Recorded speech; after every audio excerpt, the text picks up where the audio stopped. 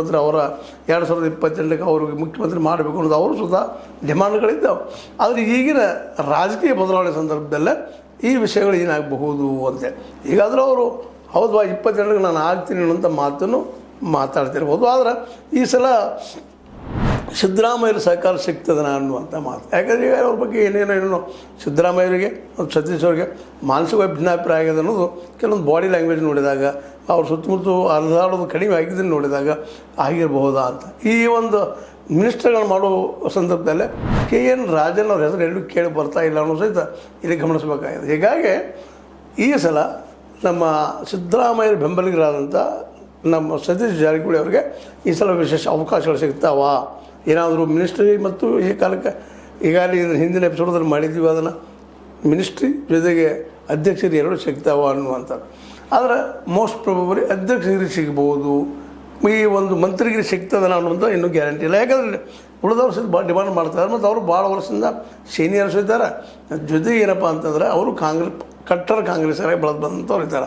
ಅದು ಸತೀಶ್ ಅವ್ರಿಗೆ ಏನಂತಪ್ಪ ಸಿದ್ದರಾಮಯ್ಯ ಜೊತೆ ಬಂದಂಥವ್ರು ಇವರು ಹೊರಗಿನಿಂದ ಅನ್ನುವಂಥ ಮಾತುಗಳು ಕೇಳಿ ಬರ್ತಾಯಿದ್ದಾವೆ.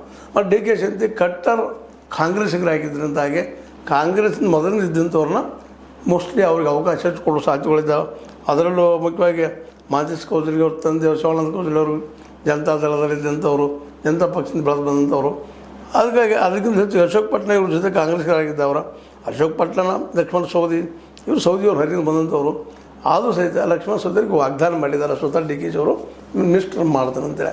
ಹೀಗಾಗಿ ಅವ್ರನ್ನ ತೊಗೊಳ್ಬೋದ ಅವರನ್ನು ಮತ್ತು ಪಟ್ಟಣವರನ್ನು ಜೊತೆ ಸತೀಶ್ ಜಾರಕಿಹೊಳಿ ಅವರಿಗೆ ಅಧ್ಯಕ್ಷರಿಗೆ ಕೊಟ್ಟರೆ KPCCದು ಇದನ್ನು ಕೊಡ್ತಾರೋ ಇಲ್ಲೋ ಅನ್ನುವಂಥ ಚರ್ಚೆ ಜೋರು ಇಳಿದಾವೆ. ಅದರಲ್ಲೂ ಬೆಳಗಾವಿ ಜಿಲ್ಲೆಯ ಸೀನಿಯರ್ಸ್ ಈ ಸಲ ಆದರೂ ಕಾಂಗ್ರೆಸ್ಸಲ್ಲಿ ಉಳಿಬೇಕಾಗಿದ್ರೆ ಕಾಂಗ್ರೆಸ್ಸಿಗರಿಗೆ ಇನ್ನೂ ಹೆಚ್ಚಿನ ಅವಕಾಶ ಕೊಡ್ರಿ.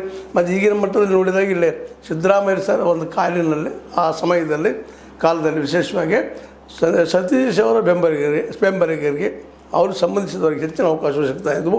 ಈಗ ನಿಜವಾದ ನಮ್ಮ ಕಾಂಗ್ರೆಸ್ಸಿಗರಿಗೆ ಸಿಗಲಿ ಅನ್ನುವಂಥ ರಮೇಶ್ ಕುಡಿತಿ ಅವರಂತೆ ಓಪನ್ ಆಗಿ ಒಬ್ಬ ರೆಬೆಲಿಯನ್ನಾಗಿ ಮಾತಾಡ್ತಾ ಇದ್ದಾರೆ. ಅದರಲ್ಲೂ ಸತೀಶ್ ಅವರ ಡಾಮಿನೆನ್ಸಿಯಿಂದಾಗಿ ಇಲ್ಲಿ ಕಾಂಗ್ರೆಸ್ ಬೆಳೀತಾ ಇಲ್ಲ ಅನ್ನೋಂಥ ಆರೋಪಗಳು ಮೇಲಿಂದಲ್ಲಿ ಮಾಡ್ತಾ ಇದ್ದಾರೆ. ಇವೆಲ್ಲ ದೃಷ್ಟಿಗಳು ನೋಡಿದಾಗ DK ಶಿವಕುಮಾರ್ ಅವರಂತೆ ಈಗ ಅವ್ರ ಮೇಲೆ ಜವಾಬ್ದಾರಿ